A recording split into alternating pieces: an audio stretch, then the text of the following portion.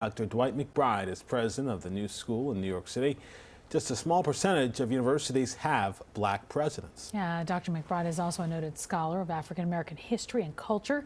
James Ford spoke to him about the history and importance of Black History Month.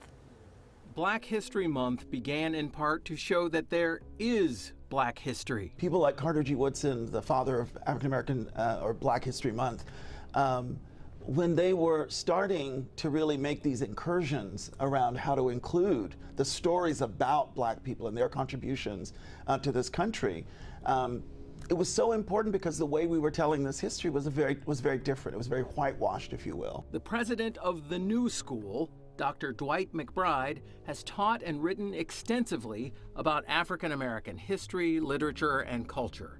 He describes how Black History Month came about, starting in 1926, and the significance of teaching the history of African Americans. It has really done that work of bringing black history to the center as opposed to being on the margins. It was originally called Negro History Week.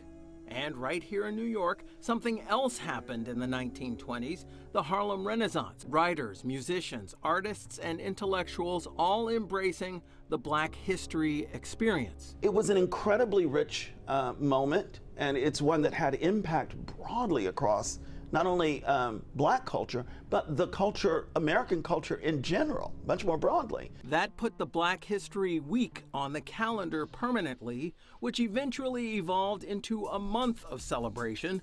But why February, the shortest month of the year? Because it was the birth month of Frederick Douglass, the famous abolitionist, and of Abraham Lincoln, President Lincoln.